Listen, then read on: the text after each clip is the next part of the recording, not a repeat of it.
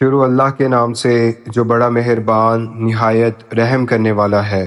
محمد مصطفیٰ صلی اللہ علیہ وسلم وہ ترش روح ہوئے اور منہ موڑ لیا کیونکہ ان کے پاس ایک نبینہ آیا تھا۔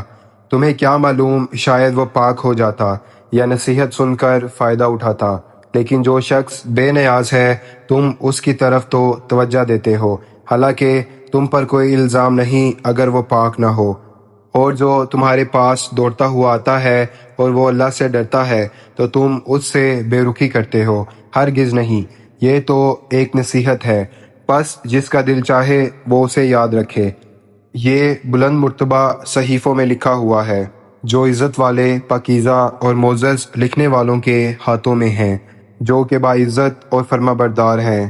انسان مارا جائے کیسا ناشکرا ہے، ذرا سوچے اسے اللہ نے کس چیز سے پیدا کیا؟ ایک حقیر قطرے سے اللہ نے اسے پیدا کیا، پھر اس کے لیے راستہ آسان کیا، پھر اسے موت دی اور قبر میں داخل کیا، پھر جب چاہے گا اسے دوبارہ زندہ کرے گا، ہرگز نہیں۔ انسان نے ابھی تک اللہ کا حکم پورا نہیں کیا۔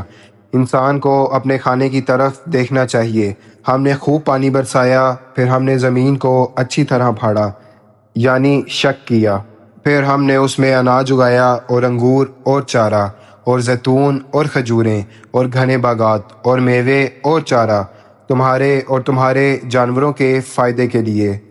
پھر جب کانوں کو پھاڑ دینے والی آواز آ جائے گی، اس دن انسان اپنے بھائی سے بھاگے گا اور اپنی ماں اور اپنے باپ سے اور اپنی بیوی اور اپنے بیٹوں سے۔ اس دن ہر شخص کو اتنی ہی فکر ہوگی جتنی اپنی جان کی۔ کچھ چہرے اس دن روشن ہوں گے، ہنستے ہوئے خوش ہوں گے، اور کچھ چہرے اس دن پر گرد آلود ہوں گے، ان پر سیاہی چھائی ہوگی۔ یہ وہ لوگ ہوں گے جو کافر اور گناہگار تھے۔